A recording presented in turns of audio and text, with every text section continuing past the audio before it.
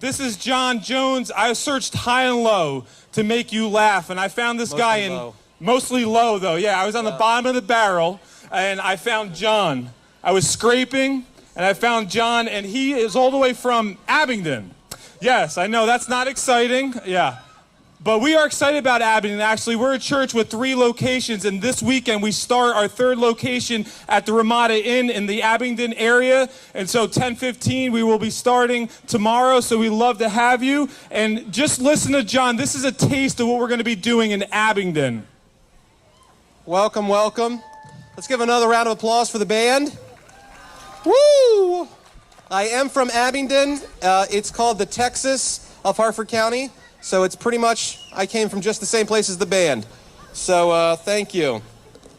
Again, my name is John. You guys can call me Johnny J.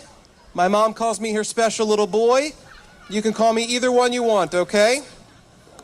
Now, some of you don't know me, which is almost all of you. I am actually a stay-at-home dad. Do we have any stay-at-home moms or dads in here? Raise the roof. Raise the roof. All right. Those of you that are wondering, no, I did not lose my job. I chose to be a stay-at-home dad. It's fantastic. I used to have a job where I sat at a desk all day, and now I sit in my pajamas all day. So that's fantastic. You're a little jealous, I know. I also eat goldfish crackers and peanut butter and jelly crust all day long. It's really good. So as a stay-at-home dad, I spend all my time with my little boy, and Jess is coming up to tell me something really deep. On here. Don't hold on the bottom. Thank you for that. Words of wisdom. Round of applause for Jess. Good job. Thank you, Jess. Your wisdom is something, profound something. All right. So anyway, as a stay-at-home dad, I do get a little insecure. I only see a little boy all day long. I see my wife very little, so I feel bad about myself. I'm a human being. I know I don't have much to feel bad about. I mean, right? Right? If you were wondering if this body is by Bowflex, it is not. It is by Netflix, okay? So what I do is when I feel bad, of course, this is 2013. What do we all do when we need advice about when we feel bad? I go to the internet. That's right. I go right to Facebook. So what I do is I look for when I need a boost. And what I've noticed is a nice pattern on Facebook where a girl that's, let's say, supermodel-esque with a six-pack abs, a perfect face, and they'll post a picture and there'll be a caption that says, "So fat." And then there'll be 412 comments saying how beautiful you are. No, Becky, you're beautiful. You're fantastic. I'm fat. And then there's comments on their page about how they're beautiful and they're fantastic.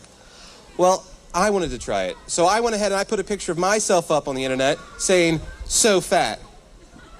And I waited to see how long till my wife commented. It was about 9 hours, but she did comment. She just said, "Yup." So it wasn't very comforting, but that's marriage. What can you do? Speaking of marriage, I am happily married to my wife. Raise your hand if you're my wife. She's not here, but you could be my wife. That's kind of weird, but that's all right. She is not here. She chose not to be here. Just in case I bombed horribly, she didn't want to associate herself with me. So that's marriage again. So before my wife and I were married, we had premarital counseling. Anybody else premarital counseling? One person had premarital counseling? Two people. That's all right. Let me explain it to you. It's when you get married and you want to find out if you actually should, so you go through a little marital counseling. What the kind of questions they ask or how you are as a couple, where your walk is with God and things like that. Well, I went through that and then I got married and I found that none of the stuff they asked us was actually helpful for marriage. I actually talked to my wife about questions they should have asked you in marriage counseling, and one that I've come up with, it's a little out there, but hear me out, is you take a couple before they're married, you give them Taco Bell, broccolis, kidney, beans, chili, everything like that. Then you put them in a room together for 12 hours. Yes, I'm saying a fart joke here. If you have not tooted in front of your spouse before you're married, it's going to be a bubble popper when you are married, okay? I have been happily married for 2.5 years, and I've been married for 4. So, in that time, my wife has found out that I am a human being. I've read a book to my son recently, Everybody Poops. Everybody toots as well, okay? So, thank you. Thank you for applauding for toots. Let's all toots. Yeah. So, whenever I toot, my wife does freak out, as most women do when a man toots. And she says how disgusting and gross I am. I let her, you're gross and disgusting. And so I feel bad, a little insecurity again. I posted on Facebook, hoping to get somebody to comment. So she then said that I should start going into another room and do it. So I spend a lot of time with my wife. So when it does happen again, which is usually 5 minutes later, I will stand up and walk out of the room, and she'll say, where are you going? And I say, well, I'm honest with my wife, and I say, I'm going to go toot. She said, you're disgusting. That's gross. Why would you tell me that? So I'm a lose-lose either way. So I definitely think that during marriage counseling, there should be a moment where you both have to toot at least once so that you can have that bubble popped. Also, another thing that you should do is you should be forced to pick a place to eat.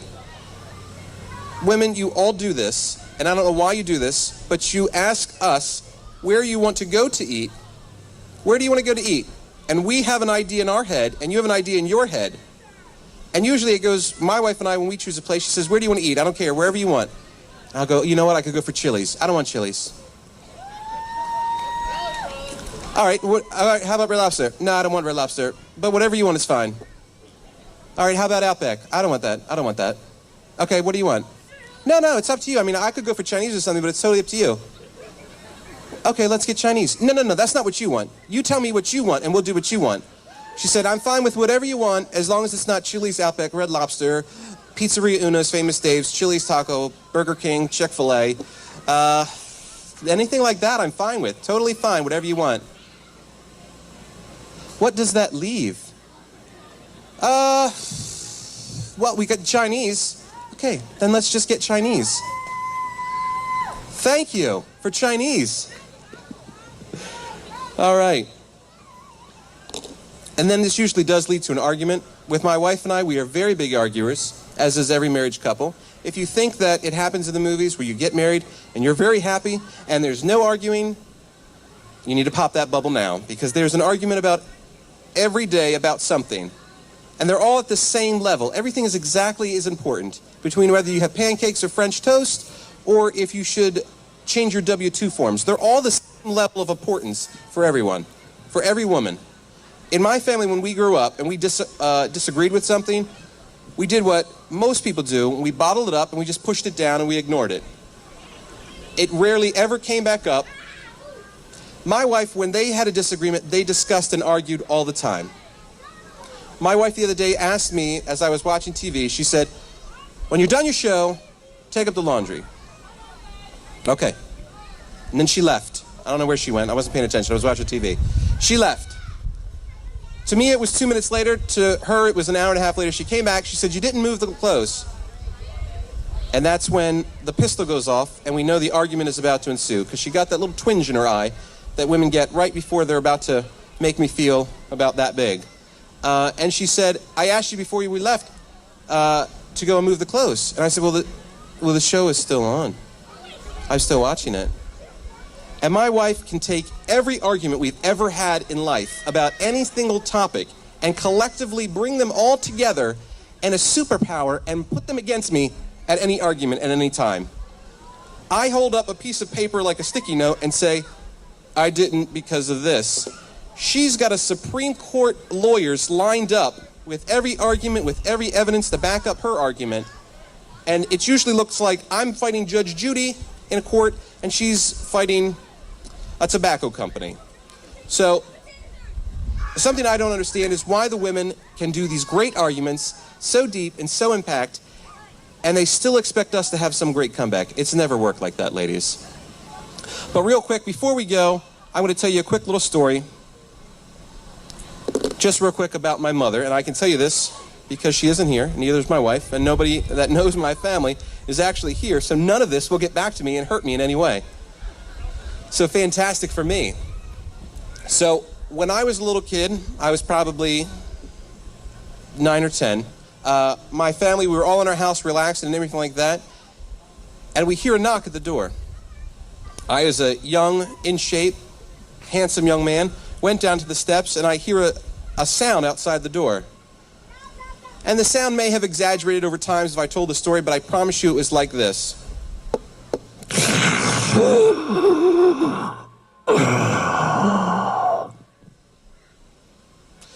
Just to be clear, if someone makes that sound outside of your door, don't open it. And as an 8-year-old, don't open the door. So I screamed, "I'm not opening it." And then I hear, "It's me." Well, that didn't clear it up either, so I'm still not opening the door. I hear the sound again. I hear, "It's Mom." I open the door. My mom is on the ground. She falls into the door. "Give me some water. I need some water. Water."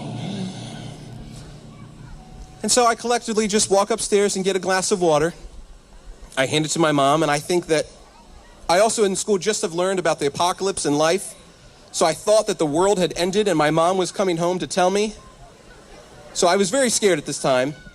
My dad has walked in. My dad is a very calm man, just stared at her. She's guzzling up water. And my dad just kindly goes, "Betty, what's wrong?" My mom's trying to tell the story. My car broke down. My car broke down. Broke down. Now I should say, her car broke down, in case you didn't pick up on that. We fought my mom to calm down. She had some water. We figured out her car broke down. Her car broke down, the equivalent, if everybody could look, you see the playground over there? Yeah, that's where her car was. So she had run home, and my father said, "Why did you run home?" "I didn't want to be stuck out here in the dark. Things can happen in the dark. Things can happen." It was dusk. It was like this. So that just goes to show you, folks, don't let your fear get the better of you. It'll make you look like a fool, and 25 years later, we're still talking about it, okay? All right, folks, thank you all so much. You've been a crowd. And here's Pastor Jess.